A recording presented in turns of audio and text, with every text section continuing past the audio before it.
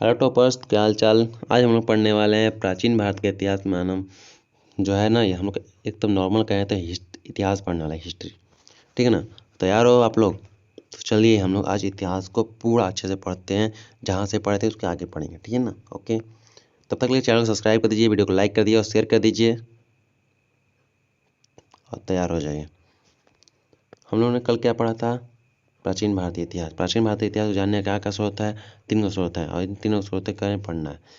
क्या पढ़ते हैं? पुरातात्विक स्रोत पढ़ते हैं। इसमें आता है फर्स्ट नंबर अभिलेख आता है, सेकंड नंबर क्या आता है? पहला अभिलेख, दूसरा स्तंभ, तीसरा सिक्का का सब आता है। हम लोग अभिलेख आ गया, फिर दूसरा आता है सिक्का। अभिलेख को हम लोगों ने पढ़ लिया था। हम लोग किस चीज़ के बारे में पढ़ना था? अभी हम लोग को पढ़ना था सिक्का के बारे में, ठीक है ना। चलिए हम लोग आ जाते हैं सिक्का के बारे में पढ़ने के लिए, क्योंकि सिक्का भी इम्पोर्टेंट होता है। क्यों? क्योंकि भारतीय इतिहास को जानने का। और हम आपको बता दें, यह जो हम लोग पढ़ाई कर रहे हैं ना, ये जितना भी दिन चलेगा, लेकिन चलेगा ना, तो ये आपको बिहार या कहीं का भी कहें ना, आपको जो भी एग्ज़ाम होगा, जो कॉम्पिटिटिव एग्ज़ाम है, उसके लिए बहुत बहुत इम्पोर्टेंट है।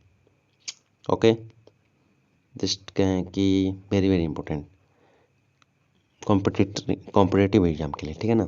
जैसे कोई भी एग्ज़ाम आ गया तो उसमें आपको इतिहास कहाँ पढ़ें, बहुत दिक्कत होता है। तो आप इसको पढ़ के जाइएगा, पक्का करें, बहुत मतलब आएगा ही आएगा इसमें से।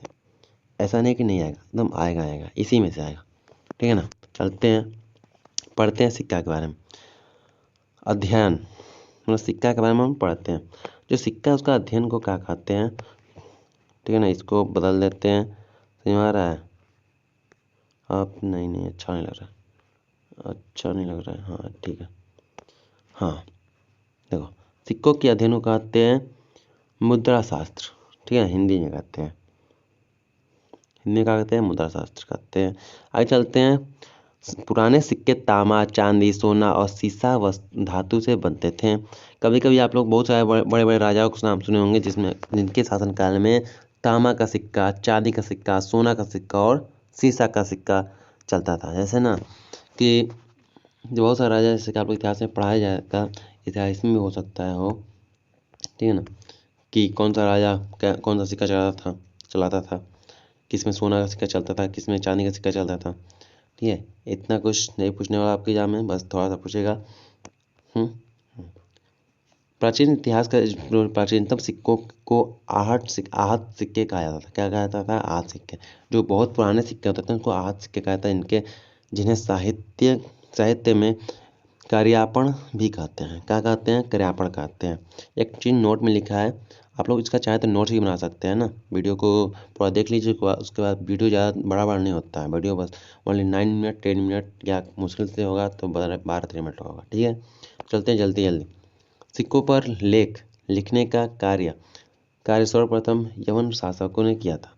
और जो सिक्का है ना, सिक्का पर पहले कुछ लिखा जाता था, लेकिन जब यवन लोग आए थे तब यहाँ पर क्या होता है, सिक्का के बारे में लिखा गया था, सिक्का के ऊपर लिखा जाने लगा, ठीक है ना। ये तो पहले के लोग नहीं लिखाते थे।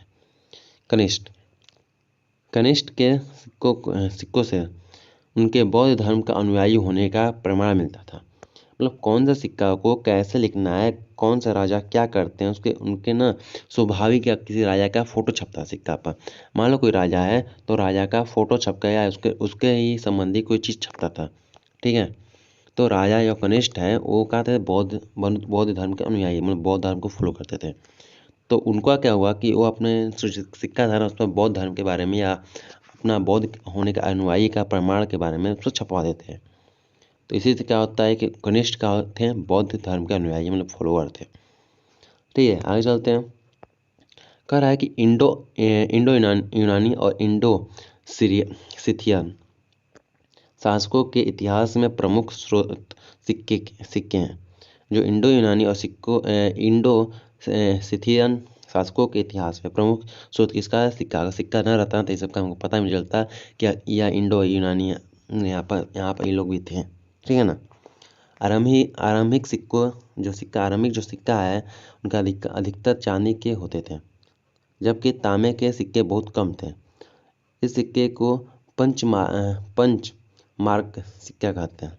जो सिक्का है, पहले के लोग क्या करते हैं, बहुत ज़्यादा से ज़्यादा चांदी का सिक्का होता है, ना कि तांबा का सिक्का होता है। आपका होता है, लेकिन आप लोहा का सिक्का होता है। सब बदल गया नहीं।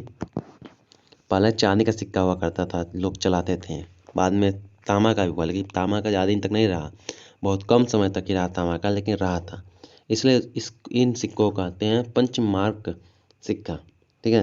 रोमन सिक्के अरिकमेड पांडिचेरी के पास से प्राप्त होते हुए हैं। जो रोमन सिक्का है ना, पांडिचेरी के पास से प्राप्त हुआ है। अगर यह साहित्यिक स्रोत, ये आप सब नेक्स्ट वीडियो में हम पढ़ेंगे। तब तक के लिए जय हिंद, वंदे मातरम। वीडियो को आप लोग चैनल को सब्सक्राइब कर दीजिए, फॉलो कर दीजिए, और कहें कि कमेंट कर दीजिए। और अगर वीडियो अच्छा लगा तो कमेंट में बढ़िया बढ़िया बात लिख दीजिए। और अगर आपको कोई प्रॉब्लम है तो प्रॉब्लम को तो सॉल्व करना पड़ेगा ना, तो आपको अपना जो डाउट होगा ना कमेंटों में डाउट क्लियर करने के लिए कमेंट कर दीजिए, और लाइक करना ना भूलेंगे।